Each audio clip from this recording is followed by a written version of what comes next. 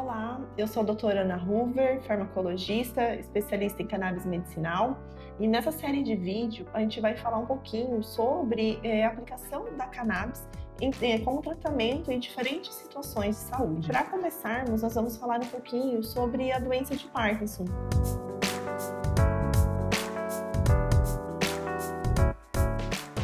Imagine você acordar todos os dias e não saber se você vai conseguir levantar da sua cama, se você vai conseguir segurar um copo d'água, se você vai conseguir dar um simples sorriso. É assim que é a vida de um paciente portador da doença de Parkinson. A doença de Parkinson é uma doença neurodegenerativa com característica progressiva e que traz consigo principalmente sintomas motores, que são eles: a lentidão do movimento, conhecida como bradicinesia, a rigidez muscular, o tremor de repouso, a instabilidade postural. Só que esses sintomas, eles passam a surgir, eles passam a ser manifestados quando o sistema nervoso já teve uma deteriorização, já teve uma perda de pelo menos 60, 80% dos neurônios de um sistema que se chama sistema dopaminérgico, que é o sistema que controla essas funções motoras. E aí o que acontece? Adicionalmente a esses sintomas, existem vários outros. Então, o Parkinson, ele não é apenas sintomas motores, ele é muito além disso. Um paciente com a doença de Parkinson é um paciente que normalmente vai ter depressão associada, vai ter ansiedade, vai ter dificuldade para dormir, ou ele até dorme, mas o seu sono não tem qualidade.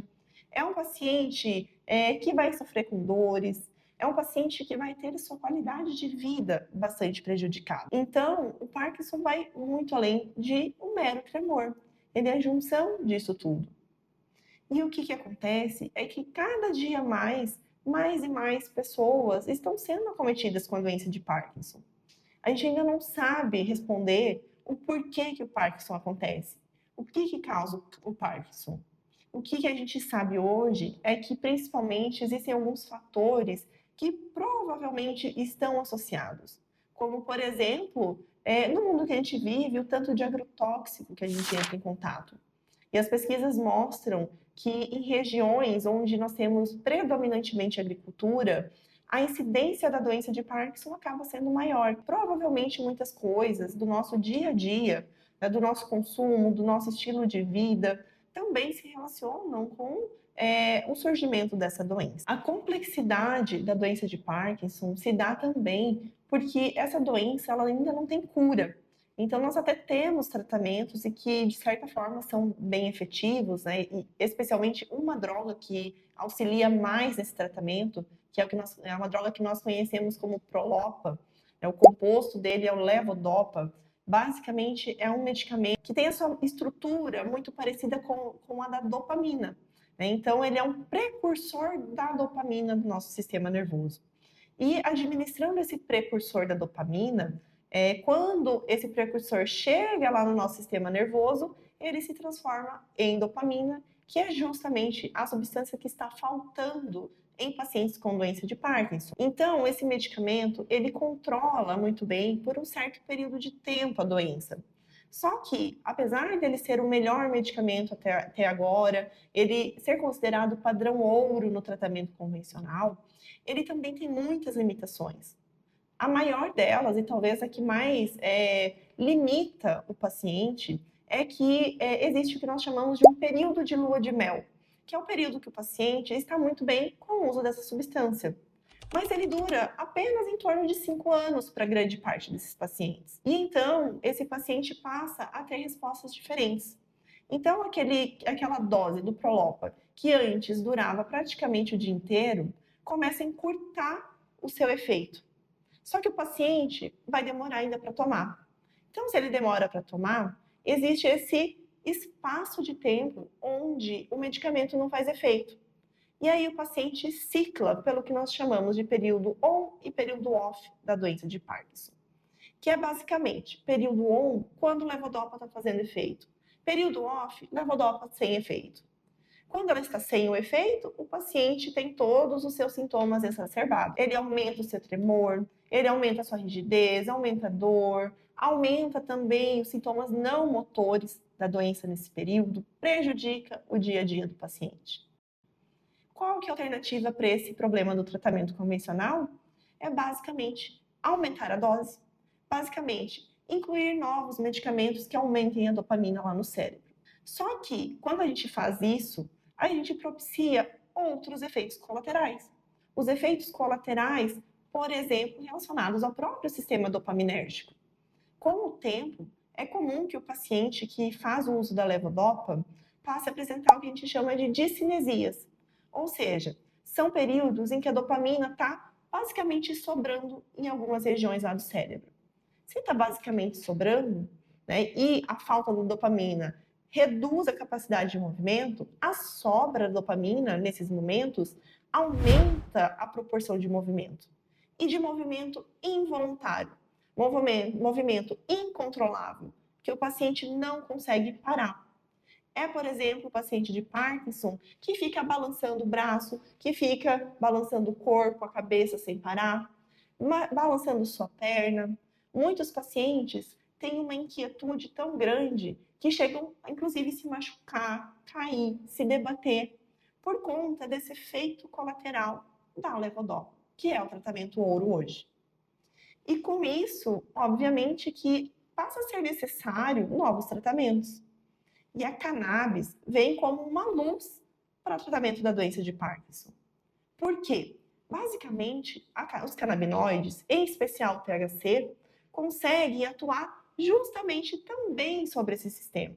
Os canabinoides e o sistema endocannabinoide, né, ele está espalhado por todo o nosso organismo, atua em todos os outros sistemas, mas o sistema motor também. E atuando sobre o sistema motor, já que ele modula, né, ele faz com que as substâncias sejam liberadas em níveis adequados, que não fiquem de mais e que não fiquem de menos. Então, o tratamento com os canabinoides pode propiciar para que o tratamento com a própria levodopa seja melhor, para que esses efeitos benéficos da levodopa durem mais tempo, sem o paciente ter essas flutuações e essas discinesias. Pode fazer com que a eficácia aumente, para que haja um relaxamento muscular, né, para que reduza o tremor desse paciente. E são, então, inúmeras vantagens. Além disso, a associação com o CBD, com o canabidiol, pode melhorar muito a questão do humor, reduzir a ansiedade, reduzir a depressão, melhorar o sono desse paciente, fazer com que ele tenha maior qualidade de vida. E com isso, então, vários estudos passaram a ser realizados. Hoje, nós temos um total de 11 estudos com seres humanos publicados, sendo que desses 11 estudos, uma grande parte deles não é estudo controlado, não é um estudo que se sabe qual foi a dose utilizada, né? Foram ou com cannabis fumada, ou com extratos de cannabis não padronizados, ou seja, que não tem dose exata, ou ainda utilizando apenas um desses compostos, que é o CBD. Esses estudos que utilizaram o CBD, parte deles é inclusive de um grupo de pesquisadores brasileiros, né, pesquisadores da USP, e que demonstraram que o CBD pode ter um bom efeito, pode ter um efeito promissor, né, significativo para os sintomas não motores da doença. Entretanto, não conseguiram demonstrar um efeito sobre o sistema motor, né, sobre os sintomas motores, como rigidez, a bradicinesia e o tremor. Isso porque a literatura tem mostrado, né, já mostrou em animais, que nas áreas que controlam o sistema motor, nós temos receptores para esses canabinoides. E quem pode se ligar ali é o THC.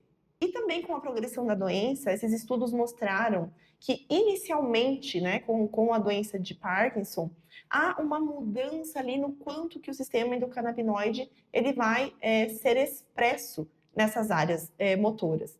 E é demonstrado que, inicialmente, né, até pelo processo de envelhecimento, há uma queda da expressão desses receptores nas áreas que controlam o movimento. E aí, o que acontece? Né? Como rebote, né, o próprio corpo tenta corrigir isso, aumentando a expressão e atividade do sistema endocannabinoide posteriormente.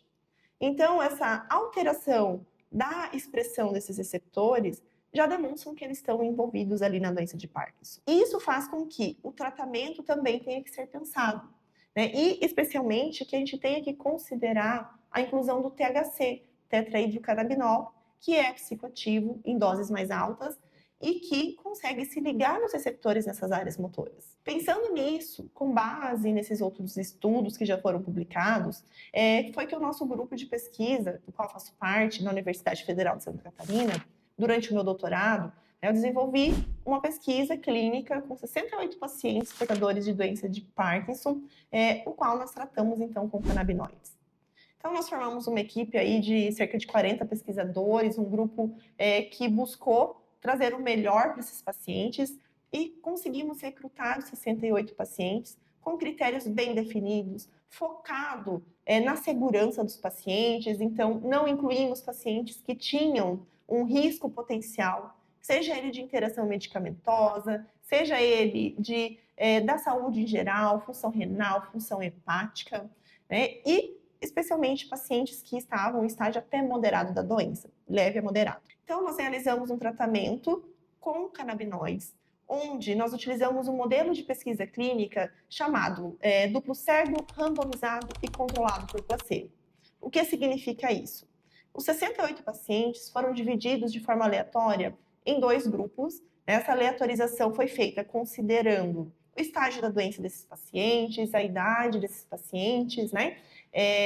Para que a gente tenha os grupos padronizados e o sexo também, para que a gente tenha uma igualdade de pacientes com características parecidas nos 2 grupos, sendo que um grupo de 30 pacientes recebeu uma solução de placebo, ou seja, uma solução que não tem canabinoide adicionado. E o outro grupo de 38 pacientes utilizou uma combinação entre CBD e THC numa proporção 10:1, sendo que os dois produtos no final tinham o mesmo gosto, o mesmo cheiro, o mesmo sabor, porque nem nós pesquisadores e nem os nossos pacientes souberam o que eles estavam tomando até que a gente finalizasse 6 meses de tratamento. Passado esses 6 meses de tratamento, através da aplicação de ferramentas padronizadas e reconhecidas internacionalmente, então a gente aplicou essas ferramentas várias vezes durante esses 6 meses, nós conseguimos comparar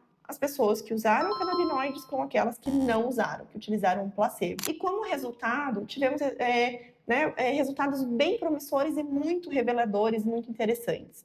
O primeiro deles, nós tivemos uma melhora da gravidade da doença. Então, isso significou muito, de forma geral, o estado clínico do paciente que fez o tratamento com canabinoide ficou melhor do que os pacientes que não fizeram uso. Adicionalmente, a gente viu que aqueles pacientes que utilizaram os canabinoides tiveram uma melhora antecipada comparado aos que utilizaram placebo. E isso eu falo, e é importante destacar, porque de uma melhora antecipada, é porque os pacientes que utilizaram placebo também melhoraram. E isso é muito comum em pesquisa com Parkinson. Então, existem alguns estudos publicados que trabalham justamente o efeito placebo na doença de Parkinson e que mostra que ele é muito forte.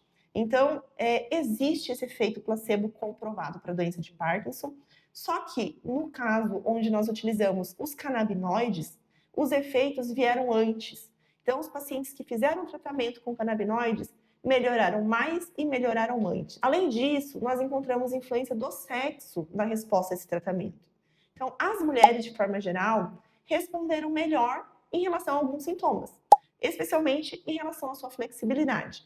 Então, para as mulheres, elas tiveram a flexibilidade mais preservada durante esses 6 meses de tratamento em comparação aos homens. Também tivemos uma diferença em relação ao uso de medicamentos para dormir. Então, a gente viu que quem realizou tratamento teve uma necessidade menor de usar substâncias para induzir o sono comparado às que não utilizaram. Isso tudo é bastante promissor, mostra que os canabinoides têm um potencial muito grande para o tratamento da doença de Parkinson. Entretanto, claro que a gente precisa ainda explorar muito mais, como, por exemplo, em sintomas mais específicos da doença.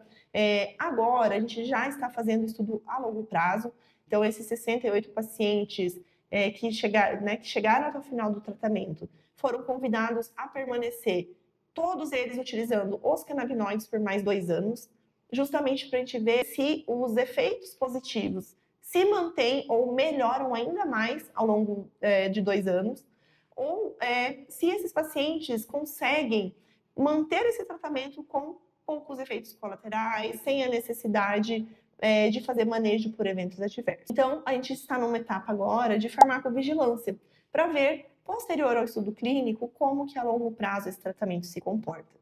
Para que a gente consiga fechar uma dessas lacunas, né, que ainda está na ciência, sobre como que esse tratamento vai ser ao longo do tempo.